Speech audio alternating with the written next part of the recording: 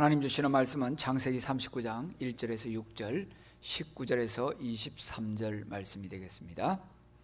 요셉이 이끌려 애굽에 내려가매 바로의 신하 시위대장 애굽 사람 보디발이 그를 그리로 데려간 이스마엘 사람의 손에서 그를 산이라. 여호와께서 요셉과 함께 하심으로 그가 형통한 자가 되어 그 주인의 애굽 사람의 집에 있으니 그 주인이 여호와께서 그와 함께 하심을 보며 또 여호와께서 그의 범사에 형통케 하심을 보았더라. 요셉이 그 주인에게 은혜를 입어 섬김에 그가 요셉으로 가정 총무를 삼고 자기 소유를 다 그 손에 위임하니 그가 요셉에게 자기 집과 그 모든 소유를 주관하게 한 때부터 여호와께서 요셉을 위하여 그 애굽 사람의 집에 복을 내리심으로 여호와의 복이 그의 집과 밭에 있는 모든 소유에 미친지라. 주인이 그 소유를 다 요셉의 손에 위임하고 자기 식료 외에는 간섭하지 아니하였더라. 요셉은 용모가 준수하고 아담하였더라. 주인이 그 아내가 자기에게 고하기를 당신의 종이 내게 이같이 행하였다는 말을 듣고 심히 노한지라. 이에 요셉의 주인이 그를 잡아 옥에 넣으니 그 옥은 왕의 죄수를 가두는 곳이었더라. 요셉이 옥에 갇혔으나 여호와께서 요셉과 함께 하시고 그에게 인자를 더하사 전옥에게 은혜를 받게 하시며 전옥이 옥중 죄수를 다 요셉의 손에 맡김으로 그 재반 사물을 요셉이 처리하고 전옥은 그의 손에 맡긴 것을 무엇이든지 돌아보지 아니하였으니 이는 여호와께서 요셉과 함께 하심이라. 여호와께서 그의 범사에 형통케 하셨더라. 아멘. 친정에 가는 것은 참으로 기쁘고 감격스러운 일입니다. 저도 친정에 좀 다녀왔습니다. 친정에 가보니까 참 모든 분들이 환영을 해주셨습니다. 제가 8년간 부목사로 섬기던 한국 최초의 교회, 지금 역사가 126년인가 된 교회가 있습니다. 그 교회 가서 주일날 이제 한 1,500명 앞에서 이렇게 설교를 했습니다. 얼마나 많은 분들이 환영을 하면서 흐뭇해하는지 좋아하시는지 참 저도 눈시울이 뜨거워지고 참 감격스러웠습니다. 포근하게 환영해주고 반겨주고 또 함께 기뻐해주고 즐거워해주는 정말 보람된 시간을 보냈습니다. 또 어떤 권사님들께서 저를 이제 맛있게 점심을 대접하시고 나서는 또 어디 가자고 그랬습니다. 그래서 같이 갔더니 병원에 1년째 입원해 계시는 권사님이 계셨어요. 그래서 그분 위해서 이제 말씀을 전해드리고 간절히 이제 손을 잡고 기도해드렸는데 이분이 뭐 얼마나 우시는지요. 정말 예수님을 뵌 것 같은 그런 심정으로 저를 이제 반겨주면서 이제 세상을 떠나도 한이 없다고 그런 말씀까지 하셨습니다. 또 하루는요, 어떤 집사님 부부가 또 저보고 어디 가재요. 그래서 가보니까요, 독신 여성이신데 그 아버님은 돌아가셨고 어머니를 이제 모시고 사시는 분이 계셨습니다. 근데 어머니가 하루 전에 돌아가셨어요. 이제 혼자 있는 것 아닙니까? 근데 그 어머니 그 상가에 제가 이제 가서 또 이제 말씀 전해드리고 이제 같이 기도했는데 또 이 홀로 계신 자매님이 얼마나 또 좋아하시는지요. 그리고 또 어떤 집사님과 이제 장시간 또 상담을 했습니다. 이분은 뭐 총체적으로 환난을 당하고 있는 분이에요. 아들이 둘인데요. 한 아들은 24살인데 결혼을 했어요. 이게 애가 둘이에요. 손자가 지금 둘이나 된 거죠. 근데 이 아들도 대학원을 다니고 있고 며느리도 학교를 다니고 있고 얼마나 힘들겠어요. 그걸 지금 뒷바라지 해주는 거예요. 거기다가 또 이제 둘째 아들은 지금 호주에 유학을 가 있는데 막 계속해서 사고를 친답니다. 공부도 제대로 못하고 있고 그걸 뒷바라지 해주고도 보람있지 못하니까 얼마나 마음이 아픈지. 이분이 또 사업을 하시는데 그 사업이 지금 부도를 만나서 잘 되지를 못해요. 빌딩이 있었는데 그 빌딩도 세입자들이 지금 많이 나가버리고 얼마나 힘든지 모른다는 것입니다. 부부간에도 날마다 싸우고 다투고 있고요. 총체적인 환난을 만나고 있는 분이었습니다.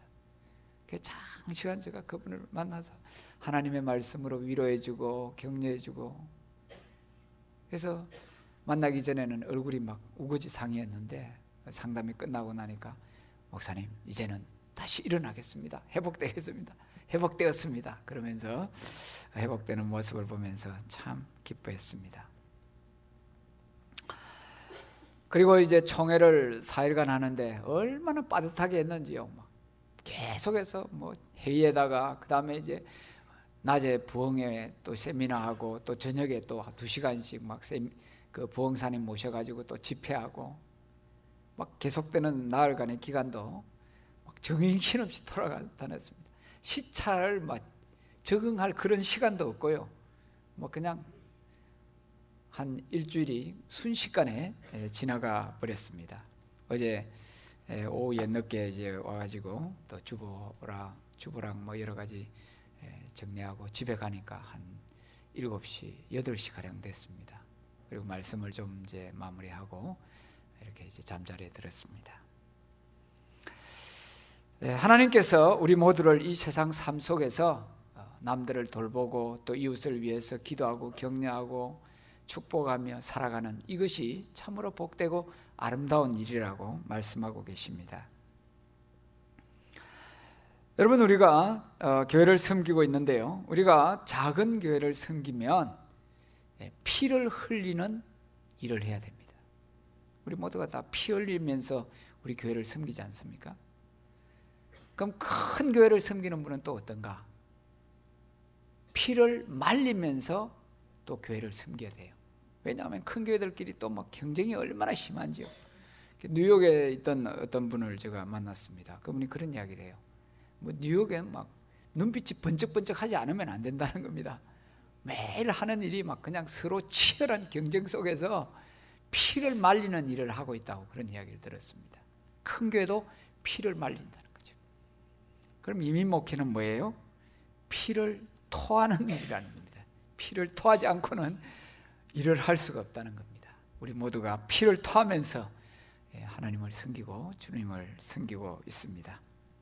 하던 이번 총회에 전 세계 27개국에 소속된 목사님들, 그리고 사모님들이나 자녀, 그리고 장로님들, 가족, 그리고 여성교회 대표 570명이 한꺼번에 한국에 가서 명성교회에서 이제 총회를 하고 은혜를 많이 받고 이렇게 돌아왔습니다.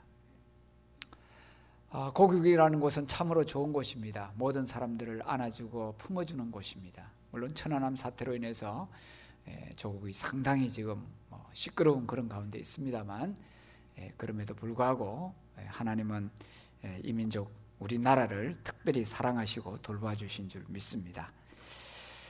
구약 성경에 보면은 바벨론 강변에서 이스라엘 백성들이 울면서 하나님을 찾는 내용이 나옵니다. 조국을 잃어버리고 나라를 잃어버렸습니다. 비록 우리가 해외 180개국에 지금 흩어져서 살아가고 있지만 나라를 잃어버리고 고국을 잃어버린 건 아닙니다. 하지만 나라를 떠나와서 고향을 떠나와서 생활한다는 것 얼마나 눈물겨운 일들입니까? 바벨론 강변에서 눈물겹게 생활했던 그들처럼 우리들도 이민자로서 살아가다가 저 고향에 가서 고국에 가서 570여 명이 함께 예배드리면서 함께 선교를 다짐하는 귀한 일을 할 때에 참으로 감격 그 자체였습니다. 특별히 거기서 나의 살던 고향은 이 노래를 찬양대가 와가지고 찬양도 하고 나서는 그걸 이제 불러요. 그랬더니 우리 모두가 다 함께 눈물을 흘렸던 그런 시간도 있었습니다. 하여튼 우리 모두는 세계 복음 전파를 위해서 한국 교회와 함께 열심히 이제 사역을 하게 됩니다. 그래서 그분들에게 우리 해외 한인 장로회와 또 우리 한인 동포들을 위해서 기도해 달라고 그렇게 부탁을 했습니다. 자, 오늘 우리에게 주시는 이 말씀은 요셉을 통한 하나님의 놀라운 사랑과 은혜를 보여주고 있습니다. 자, 우리 인생은 다 고난을 당하는 인생들이죠. 그 고난 속에 하나님이 베푸시는, 하나님이 그리시는 큰 그림을 우리가 그리면서 보면서 살아야 한다는 것이죠. 본문에 나오는 청년 요셉은 파란만장한 인생을 사는 분입니다. 수많은 시련의 터널을 통과해야 했습니다. 그 시련 가운데도 섬기면서 살았습니다. 오직 하나님을 신뢰하면서 하나님이 함께하는 것을 확신했습니다. 그래서 범사에 만사가 모든 일이 형통하다고 그렇게 성경은 말씀하고 있습니다. 고난당하는 요셉의 그 인생을 크게 세 가지로 나눠보면 첫 번째는 어린 시절입니다. 17살 이전의 인생입니다. 가정에서 살았던 인생입니다. 요셉의 가정은 참으로 복잡한 인생입니다. 어머니가 넷입니다. 그 사이에 형제들이 13명입니다. 누나까지.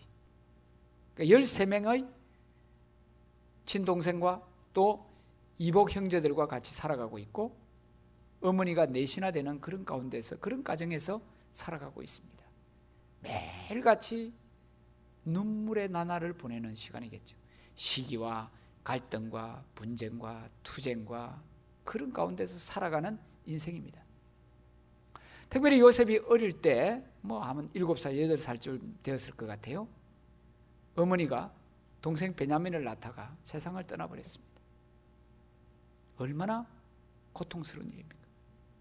어린 시절에 어머니를 여인다는 것, 이것보다 더 큰 불행은 세상에 아무것도 없을 겁니다. 요셉은 인생 최대의 불행을 어린 시절에 경험했습니다. 그 다음에 두 번째 단계는 17살에서 30살까지의 단계입니다. 소년 시절, 청년 시절 엄청난 고난의 터널을 통과해야 되었습니다.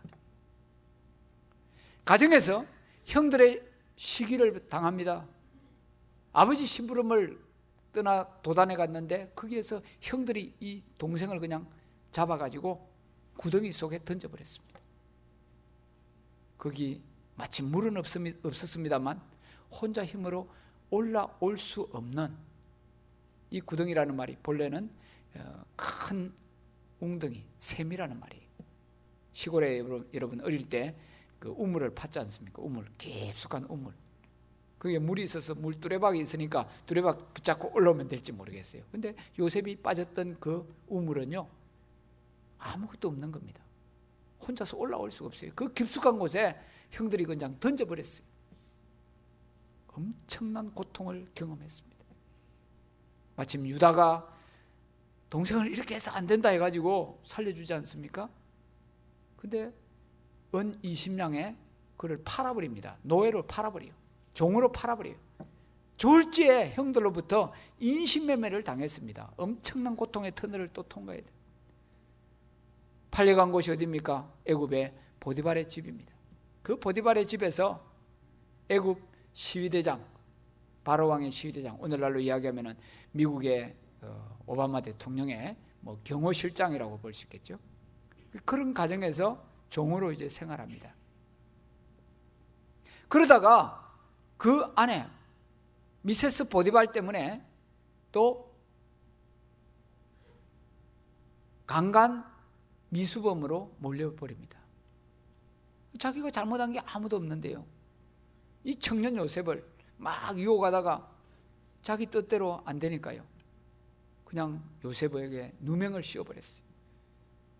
이 히브리 청년이 나를 겁탈하려고 했다고 그러면서 그 졸지에 그는 강간미수범으로 파렴치범으로 몰려버렸습니다.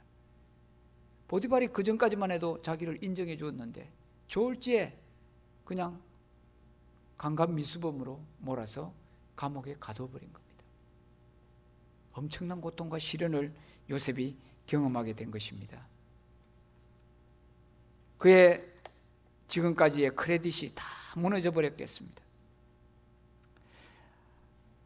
하지만 성경은 요셉이 하나님과 함께함으로 인해서, 하나님이 여호와께서 요셉과 함께함으로 인해서 요셉의 범사가 형통했다고 그렇게 말씀하고 있습니다. 마지막 단계는 이 30살에서부터 이제 110살까지입니다. 80년간의 기간. 요셉은 감옥에서 나와서 바로의 꿈을 해몽해 줍니다. 그리고는 국무총리가 되었습니다. 국무총리로서 80년간의 세월을 지내는 겁니다. 세상의 영화와 부귀를 누리는 복된 인생으로 살아가게 됩니다. 여러분, 이 요셉의 110년의 인생을 큰 그림으로 한번 그려보세요. 우리가 이 큰 그림 속에서 많은 하나님의 은혜를 받게 됩니다.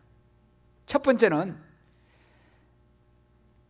요셉은 고난의 터널을 겸손 가운데서 지냅니다. 1절은 요셉이 이끌려 애굽에 내려가매 바로의 신하 시위대장 애굽 사람 보디발이 그를 그리로 데려간 이스마엘 사람의 손에서 그를 산이라고 했습니다. 요셉은 물건처럼 팔려버렸습니다. 물건처럼 되어버렸어요. 그것도 은 20냥입니다. 이스마엘 사람의 손에서 그를 애굽 보디발의 집에 팔았습니다. 그 집에서 노예 생활을 하게 됩니다. 뿐만 아니라 19절 20절입니다. 주인이 그 아내가 자기에게 고하기를 당신의 종이 내게 이같이 행하였다 하는 말을 듣고 심히 노한지라. 보디발이 요셉을 보고서 분노했습니다. 이 망할 놈의 자식, 여기가 어디라고 내 아내에게 손을 대느냐고. 그러면서 감옥에 쳐넣어버렸어요. 참으로 견디기 어려운 고난을 만났습니다. 여러분, 우리가 세상을 살면서 견디기 어려운 고난을 다 당합니다. 지금은 너무나 화려해 보여도 그가 그려온 큰 그림은 많은 고난의 점철이라고 볼 수 있습니다. 이번에 우리를 초대하시고 참 많은 도움을 주신 그 명성교회, 지금 뭐 세계적인 교회죠. 재적교인이 10만 명, 출석교인이 5만 명입니다. 구역을 돌보는 구역장들이 5천 명, 찬양대원들이 4천 명, 어마어마한 교회입니다. 그런데 그 교회 담임 목사님이요, 지금은 뭐 대단한 것 같죠. 젊은 시절에 하나님의 부름을 받고 교회를 개척했습니다. 그런데 부흥이 안 되는 겁니다. 뭐 얼마나 가난한지 모릅니다. 먹을 게 없습니다. 아들이 먹을 걸 제대로 못 먹어가지고 폐결핵에 걸려가지고 죽었어요. 그 아들을 땅에 묻고 이 목사님이 얼마나 가슴이 찢어졌겠습니까? 이제 좀 큰 교회로 부임을 했어요. 부임을 했는데 그 교회에서 성도들이 막 핍박하는 겁니다. 맥살을 잡고 막 뺨을 때리기도 했습니다. 교회에서 쫓아내버렸어요. 교회에서 쫓겨났어요. 오갈 데가 없는 목사님이 되어버렸습니다.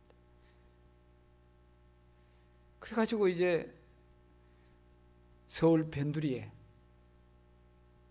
그 당시 뭐 버스도 제대로 다니지 않는 곳에 교회를 세웠어요.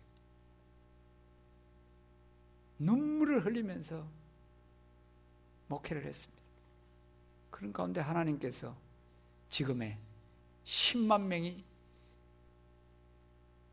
제적하는 그런 교회로 성장하도록 해주셨다는 거죠. 인생의 고난과 아픔은 누구에게든지 다 있습니다. 하지만 그것을 어떻게 통과하느냐, 그게 문제죠. 요셉은 엄청난 고난의 터널을 만났습니다. 그런데 그때마다 잘 통과했습니다.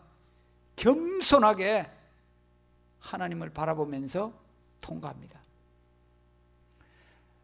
여러분, 세계적인 그 뉴스 방송 CNN이 있죠. 그게 아주 자랑스러운 우리 한인 여성 앵커가 있습니다. 엘리나 조유리 기자죠. 이분이 남동부의 어떤 학교에 가서 졸업 연설을 했습니다. 올드 도미언대인데 그게 이제 졸업 연설을 했어요. 그분이 이런 말씀을 했습니다. 여러분, 큰 꿈을 가지십시오. 여러분의 현재는 지금 초라할지라도 여러분이 큰 자리에 있는 것을 생각하면서 하나님의 일을 하십시오. 자신도 그렇게 했다는 겁니다. 에이시안계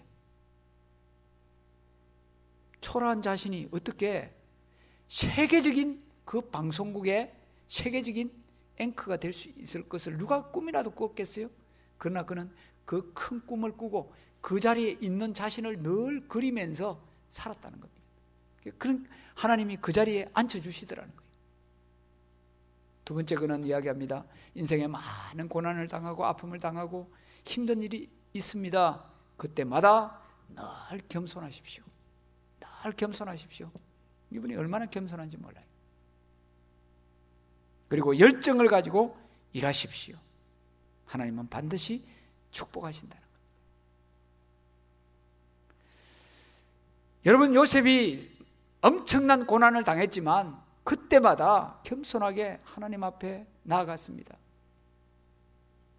많은 고난 속에서도 불평하거나 원망하지 않았습니다. 뭐 요셉이 원망했더라, 요셉이 불평했더라, 요셉이 짜증을 냈더라, 그런 말 한마디도 없어요. 구덩이에 들어가도 하나님을 바라보았습니다. 노예로 팔려가도 하나님을 바라보았습니다. 감옥에 누명을 쓰고 들어가도 하나님을 바라보았습니다. 고난 중에 큰 인생의 그림을 그리면서 살았습니다. 고난 중에 낮아지는 훈련이 얼마나 중요한지 모릅니다. 여러분, 여자분들은 남자가 군대 생활한 거 이야기하면 제일 싫어한다 그래요. 근데 군대 생활 이야기 좀 해야 되겠어요. 군대 가면은요, 이 철조망 통과가 있습니다. 철조망을 이렇게 쫙 만들어 놓고 그 아래로 이제 통과해야 돼요. 포복 훈련이라고 그러죠. 포복, 낮은 포복. 조교가 이제 우리가 실시하기 전에 명령을 합니다. 여러분, 이 통과하기 위해서는 납작 땅에 여러분들의 몸을 붙이십시오. 낮추십시오. 다 통과하고 나서 고개를 드세요.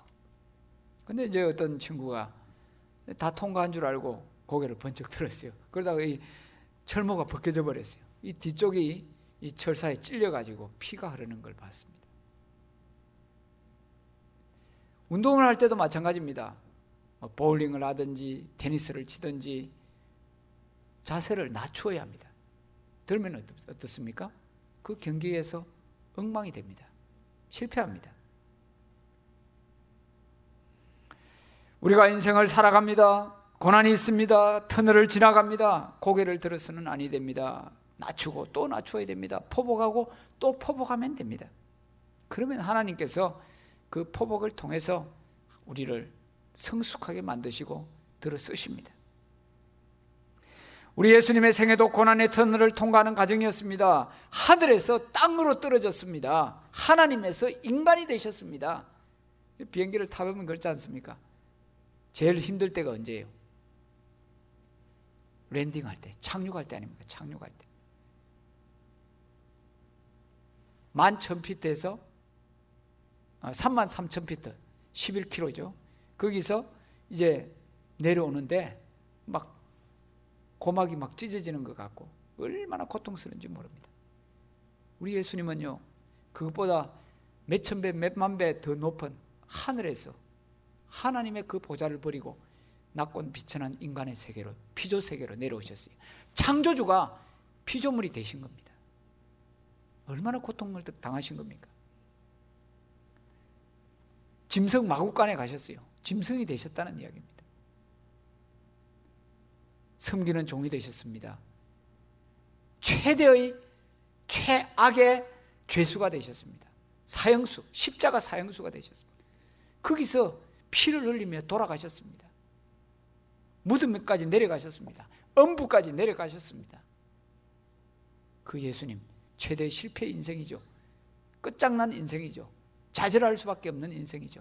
하지만 그게 끝이 아니었습니다. 우리 예수님은 부활하셨습니다. 부활의 첫 열매가 되셨습니다. 그래서 우리에게 낮아지고 비천해지고 쓰러지는 인생이라 하더라도 예수님을 의지하면 다시 부활하고 소생할 수 있도록 놀랍게 회복시켜 주실 것입니다.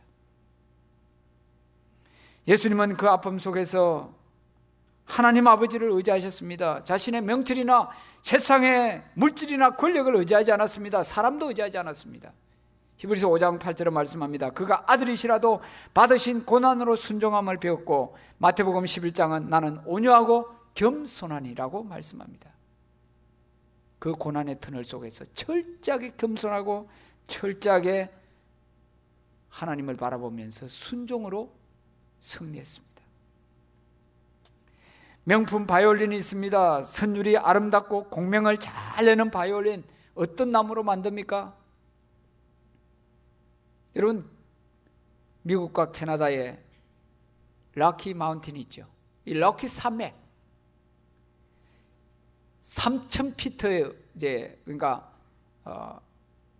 9,000피트입니까? 1만 피트, 3,000미터에 거기에 올라가면은 팀버라인, 수목 한계선이 있어요. 그러니까 그 위에는 수목이 잘 자라지를 못합니다. 그 한계선상에 있는 나무는요 아주 괴상해요. 똑바로 서 있지를 못합니다.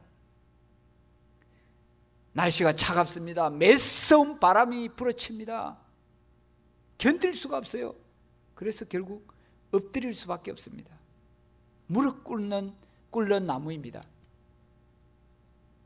인내하며 그 추위와 바람을 견딘 그 나무, 무릎 꿇는 그 나무로 명품 바이올린을 만듭니다. 공명이 잘 되고 소리가 얼마나 청아한지 모릅니다. 우리 인생이 아름답고 청아한 선율을 내는 비결이 무엇일까요? 바로 이것입니다. 고난과 아픔 속에서 그 시련을 견디고 이기는 겁니다. 주님을 바라보는 겁니다. 무릎 꿇고 하나님을 바라보며 기도하는 것입니다. 성도 여러분, 우리 모두가 시련을 넘어서 큰 그림을 그리셔야 합니다. 시련 중에 포복 훈련, 겸손히 낮아지는 연습을 통해서 주님을 닮아가시기를 축원합니다.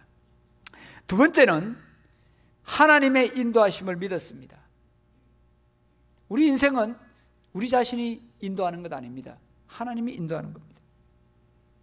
하나님은 큰 그림을 그리고 나가십니다. 그래서 그 그림 속에서 우리가 조그만한 점을 바라보며 살아가는 게 아니라 그 큰 그림 전체를 바라보면서 살아가야 합니다. 하나님이 요셉을 애굽으로 팔려가도록 하신 목적이 무엇일까요? 큰 그림이 무엇일까요? 크게 두 가지를 생각할 수 있습니다. 연단과 바로에게로 가까이 가도록, 그래서 큰 존재로 쓰시도록. 그 고난과 아픔 속에서 요셉은 점점 예수님을 닮아가는 사람이 되어집니다. 하나님을 닮아가는 사람이 됩니다. 내면에 성숙한 사람이 되어집니다. 요셉을 애굽의 바로왕 앞에 세워갑니다. 여러분, 요셉이 자기 집에 가만히 있었으면요 그냥 평범한 사람이 되고 맙니다. 하지만 형들의 미움을 받아서 인신매매를 당하다 보니까 애굽에 팔려갑니다. 왜 그래요? 바로왕과 가까이 가야 되니까. 그 다음에 팔려간 집이 누구예요? 보디발의 집. 보디발이 누굽니까? 바로왕의 경호실장의 집입니다. 바로왕과 가까이 갑니다. 미세스 보디발 때문에 감옥에 들어갑니다. 그 감옥이 어떤 곳입니까? 왕의 제수들을 가두는 곳이라고 성경은 말씀합니다. 그게 술 맡은 가는장, 떡 맡은 가는장을 만납니다. 오늘날로 이야기하면은 경제기획원 장관, 재무부 장관, 비서실장, 이런 위치라고 볼 수 있겠죠. 거기서 술 맡은 가는장이 복직함으로 인해 가지고 그게 계기가 되어서 결국 바로왕을 만나게 되지 않습니까? 바로왕을 만나서 꿈을 잘 해몽해 주다 보니까 국무총리가 되는 거죠. 하나님이 왜 요셉을 계속해서 고난의 길에 몰아넣었습니까? 고난의 터널에 빠지게 하셨습니까? 성숙하도록, 바로와 가까이 가서 마침내 애굽의 국무총리가 되도록 하시기 위함이었습니다. 우리도 마찬가지입니다. 우리의 인생길에 고난이 있어도 이게 연단입니다.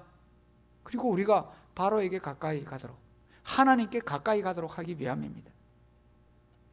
우리가 아무리 머리 좋고 영적으로 뛰어나다 할지라도 하나님이 이끄는 길을 약간은 볼 수 있지만 모두 다 보지는 못합니다. 우리의 미래를 전부 다 보고 있는 사람 있습니까? 아무도 없습니다.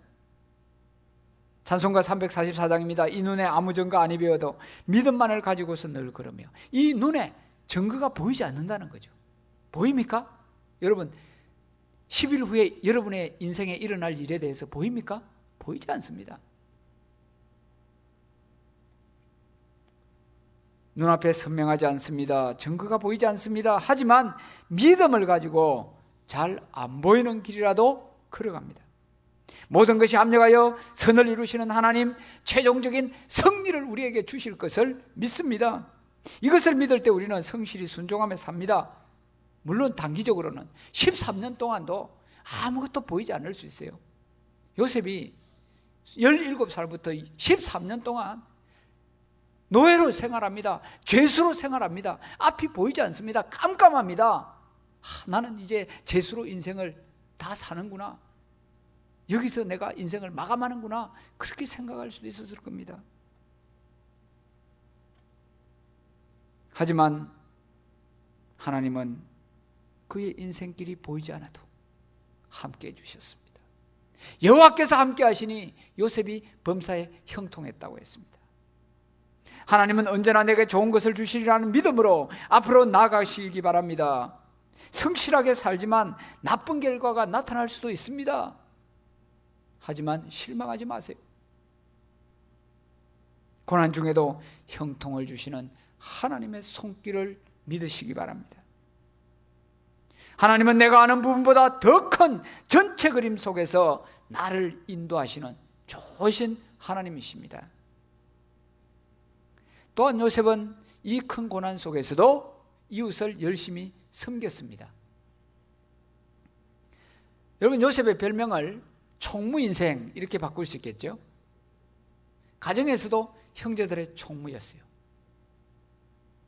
13명의 형제들, 그들이 하는 일 무엇이든지 다 요셉이 아버지한테 보고를 합니다. 보고를 해요. 그러니까 형제들의 총무죠. 그 다음에 몸이 팔려가지고 보디발의 집에 가지 않습니까? 그 보디발의 집에서도 뭡니까? 총무입니다. 총무. 가정의 모든 일을 다 맡아서 하는 거예요. 감옥에 가서도 총무입니다. 감옥의 죄수들을 돌보고 감옥의 재반 일들을 다 합니다. 이 총무는 뭡니까? 회장은 얼굴 마담이고, 그죠? 총무는 실제적으로 일하는 사람 아닙니까? 실제적으로 일하는 사람, 이것을 하나님은 기뻐하신다는 거죠. 형제들의 총무에서, 보디발의 집의 총무에서, 감옥의 총무에서 이제는 온 애굽의 총무가 됩니다. 그게 뭡니까? 국무총리잖아요.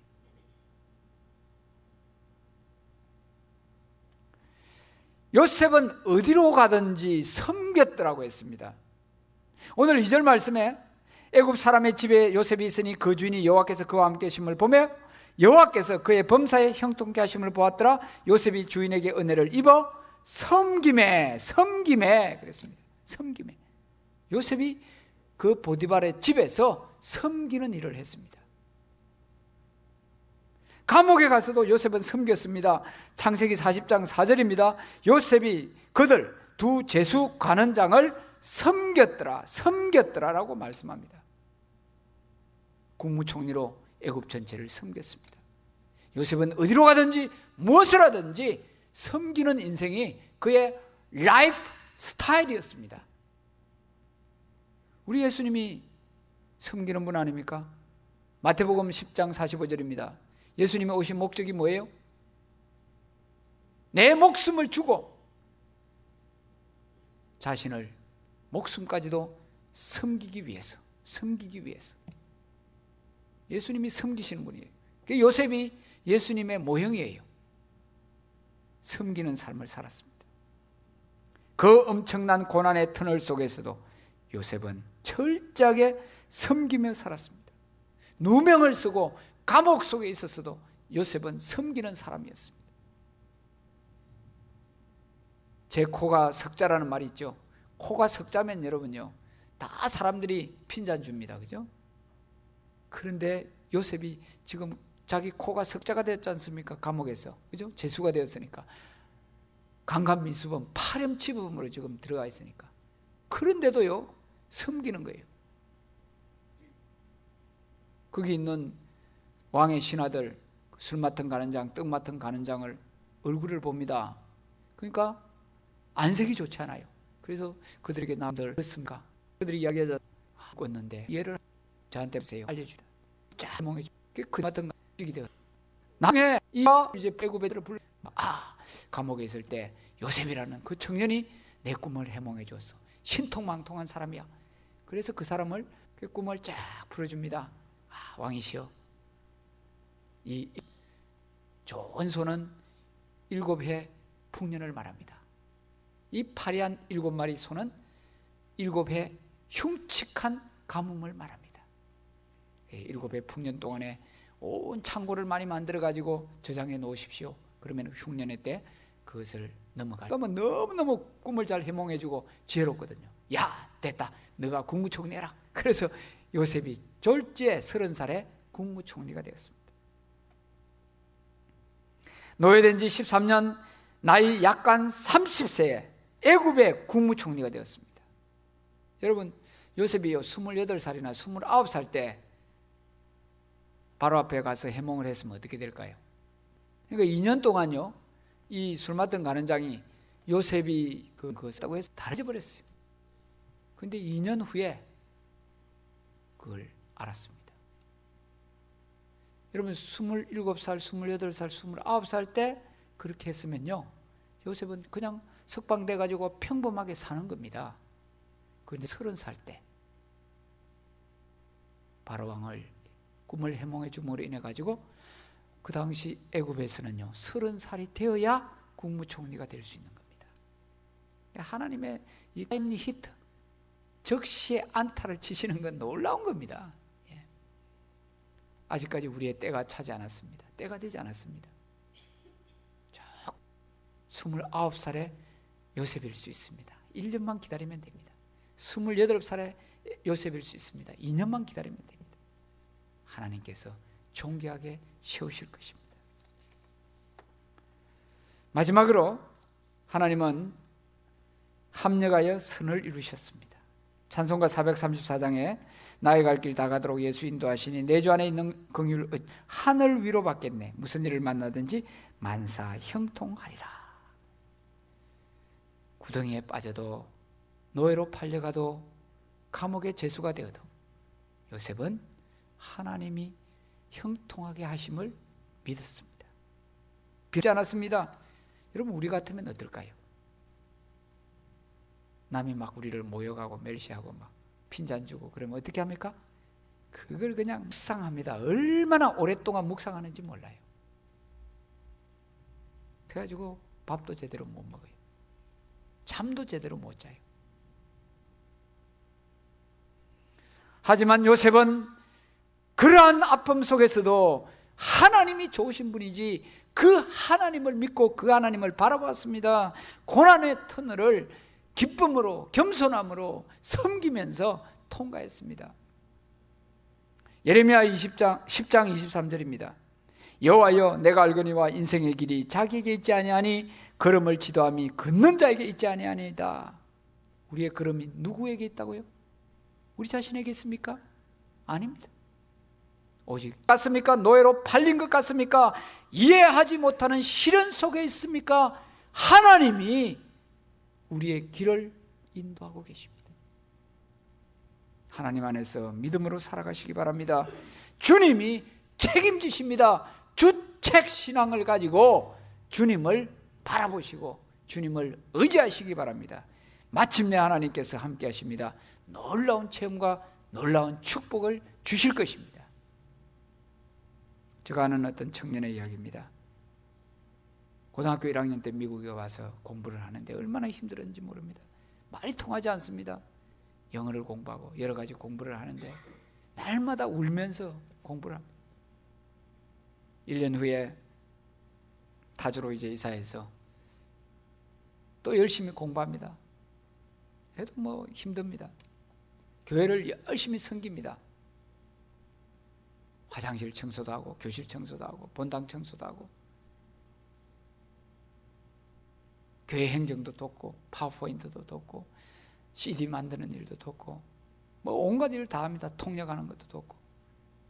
4년 동안요, 시카고 위튼 칼리지에서 하는 코스타 집회 찬양 율동 강사로 또 가서 섬겼습니다. 그건 자기 돈 내가지고 해야 되는 거예요. 열심히 섬겼습니다. 하나님께서 고등학교도 졸업하게 하시고 대학교도 들어가게 하시고, 남들은 4년 만 5년 만에 졸업하는 걸 3년 만에 조기 졸업하게 하시고, 신학대학원에 지내게 해서 큰 교회를 섬기게 하시고, 500명 앞에서, 남들은 미국에서 태어나고요 중학교 1학년 때 오고 그랬는데도 강사가 되지 못했어요. 그런데 얘는 제일 늦게 왔는데도, 말이 어눌한데도 500명 앞에서 부흥회를 인도하는 강사가 되었어요. 벌써. 그가 이야기해요. 하나님의 일을 했더니, 하나님과 교회와 성도를 섬겼더니 하나님께서 내 일을 이렇게 해주셨다고. 사랑하는 성도 여러분, 우리의 남은 생에, 인생의 큰 그림을 그립시다. 요셉처럼 파란만한 인생, 아픔과 눈물과 고통과 탄식 한없이 많습니다. 지금도 칠흑 같은 어둠을 걸어가고 있을 수 있습니다. 원한으로 맺혀가지고 그냥 자살하고 싶은 마음도 있을 수 있습니다. 죽이고 싶은 마음도 있을 수 있습니다. 모든 것 하나님 손안에 있습니다. 하나님께 맡기세요. 그리고는 섬기세요. 축복하세요.